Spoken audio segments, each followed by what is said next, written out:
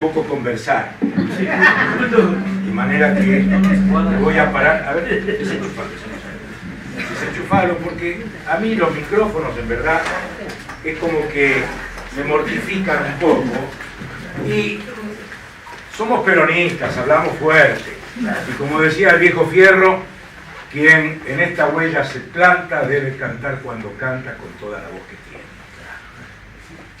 Me invitan a hablar. Tendríamos para dar varias charlas respecto al tema que hoy nos convoca. Sé que estamos muy acotados con el tiempo.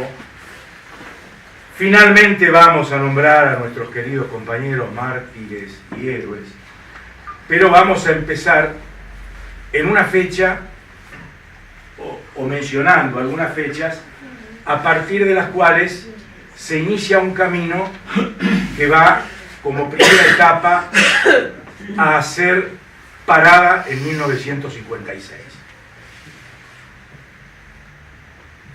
Nos odian, pero nos odian ¿por qué? Nos odian porque los peronistas, desde 1943 en adelante, le tiramos un barato al pueblo. Entonces, la oligarquía, las clases dominantes, los sectores concentrados de la economía, no pueden aceptar que nuestros pibes vayan al colegio, que tengan un plato de comida, que aquellos que no tenían cómo guarecerse de la lluvia puedan tener un paraguas o un piloto. Yo esas cosas, pequeñas, grandes cosas, las viví personalmente a partir de las necesidades que tenía mi familia y cómo fuimos avanzando. Las compañeras que me conocen no se asusten, no voy a hablar de que yo era un privilegiado del 45 y que porque mis hermanos iban en alpargatas, yo en el 45 podía ir con zapatos de goma y las medias Carlitos. Eso gracias al peronismo. Nos odian por esas cosas. Y no son nuevos los ataques al peronismo cuando llega 1955. Ya en 1953, un 15 de abril, en una concentración de la Confederación General del Trabajo, se ponen bombas en la Plaza de Mayo. ¿Quiénes ponen esas bombas? 3 sujetos. El ayudante, que era un personaje oscuro, el jefe, que era Arturo Mató, antecedente de este Mató que está dando vuelta, y el ingeniero, que era Roque Carranza, que después fue ministro del gobierno de Illa y del gobierno de Alfonso. Y que aún hay una estación del subterráneo que se llama Roque Carranza. Estos sujetos pusieron bombas que produjeron herida a 90 ciudadanos, 19 de los cuales quedaron discapacitados para siempre y 6 resultaron muertos.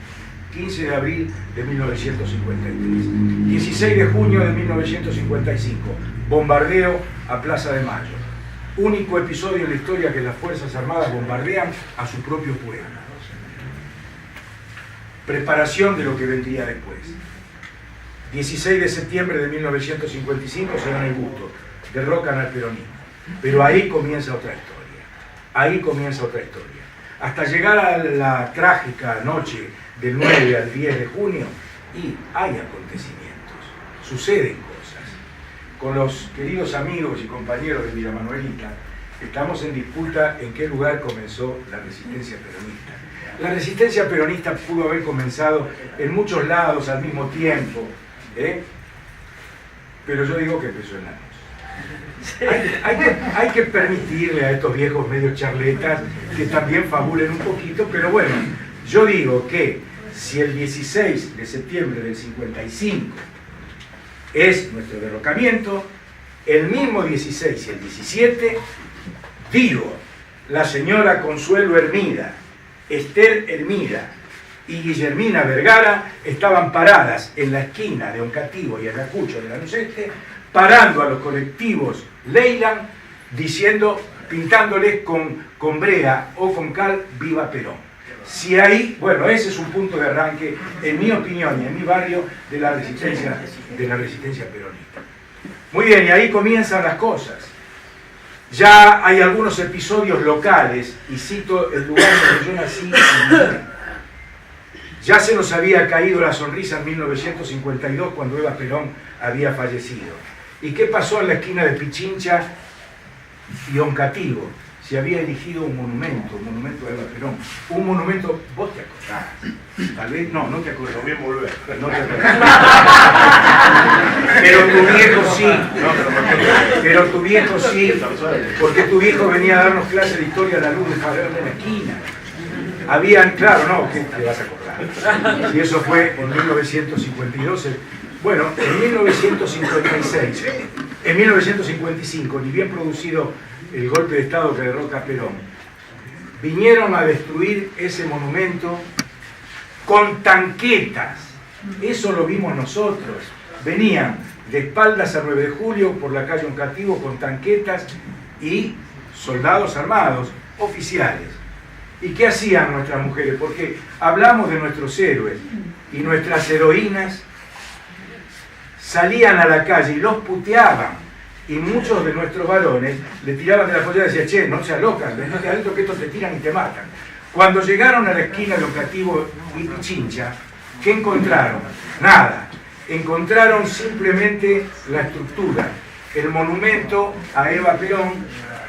Había alguien que, según los relatos en el barrio, había sacado ese busto, lo llevó, lo escondió y hasta el día de hoy nadie supo dónde fue. Reconquistamos la democracia, hubo muchas conversaciones, pero por esos códigos de barrio nunca se preguntó dónde estaba ese busto. Recuerdo a los hacedores de aquel monumento, los hermanos La Petina, acá por acá, ¿dónde está vos? Ahí, bueno, tus tíos, los hermanos Aveledo, compañero Busto, Ramón Baloira, habían formado la Comisión Popular de Elección de ese monumento. Y así se comenzó a pelear y se comenzó a oponer una resistencia. También, como nos cuenta Rubén Polese, este esclarecidísimo historiador, también las resistencias en los gremios. Y también nos ametrallaron en la calle Pavón. Digo, nos ametrallaron. Y nos ametrallaron porque muchos ya en esa época, si hablamos de 1955, no se olviden que yo ya en esa época tenía 17 años, porque nací en 1938. De todas maneras, personalmente no tengo ningún relato heroico. Yo nunca cometí ninguna acción heroica, pero sí pude ser testigo de las conversaciones que se hacían en las viejas y queridas cocinas peronistas. Este local me hace acordar mucho a eso, por ese aroma a pueblo.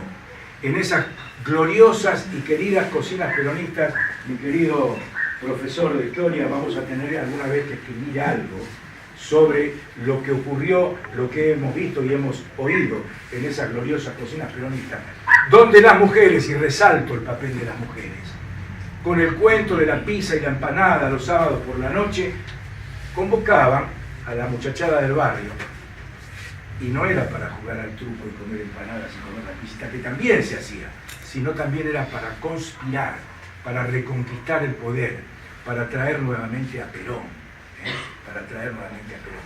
¿Y qué ofrecían esas mujeres? Y ofrecían lo más sagrado que puede tener una mujer.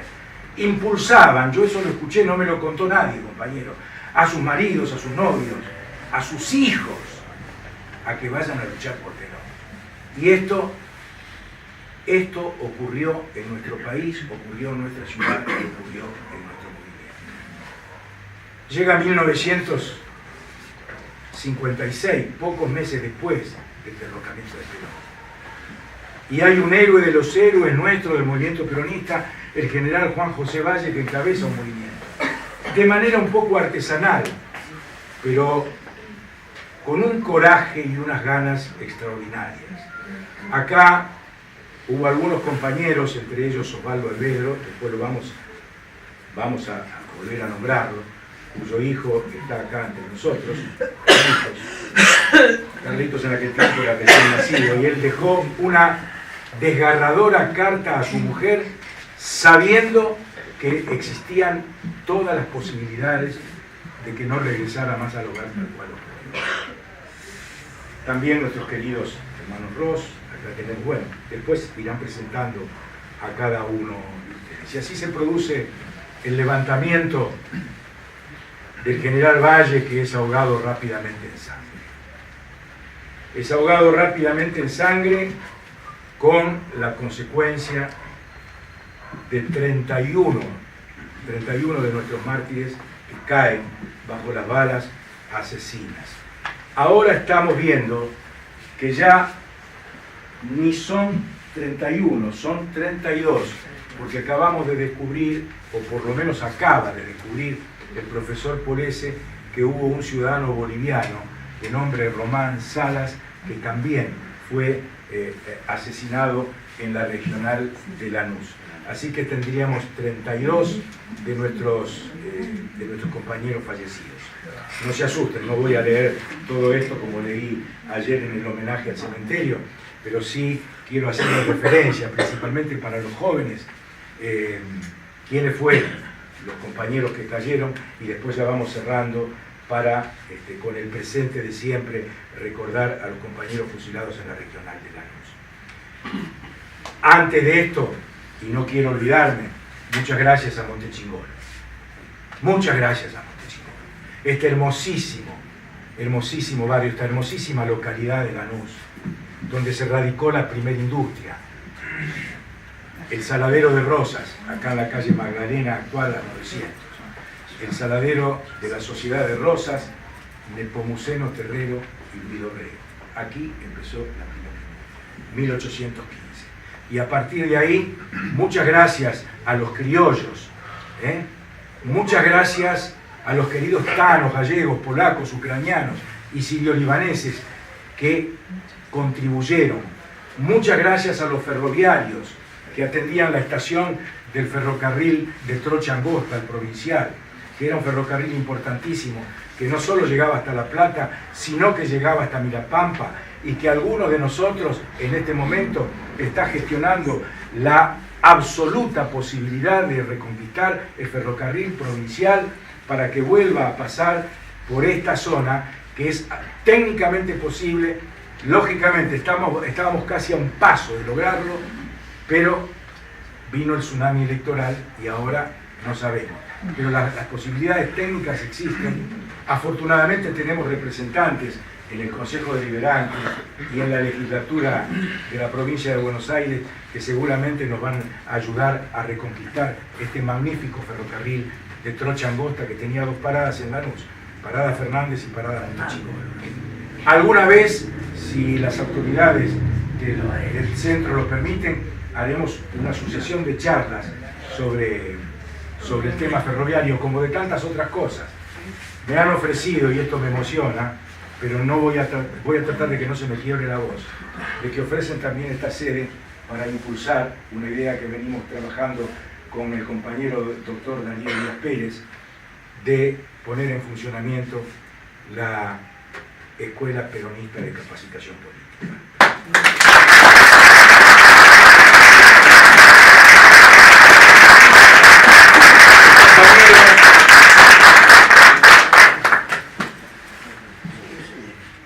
Los compañeros que cayeron fueron asesinados en los basurales de José León Suárez, ametrallándolos por la espalda el día 10 de junio Carlos Lizazo, Nicolás Carranza, Francisco Garibotti, Vicente Rodríguez y Mario Brión. Muertos por la represión en La Plata ese mismo día, Carlos Irigoyen, Ramón Videla y Rolando Zaneta. Fusilados en La Plata el 11 y 12 de junio de 1956, Teniente Coronel Oscar Lorenzo Cogorno y Subteniente de Reserva Alberto Abadí. Fusilados en Campo de Mayo el 11 de junio de 1956, Coronel Eduardo Alcibiades Cortines, Capitán Néstor Dardo Cano, Coronel Ricardo Salomón Ibaceta, Capitán Eloy Luis Caro, Teniente Primero Jorge Leopoldo Noriega y Teniente Primero Maestro de Banda de la Escuela de Suboficiales Néstor Marcelo Videla.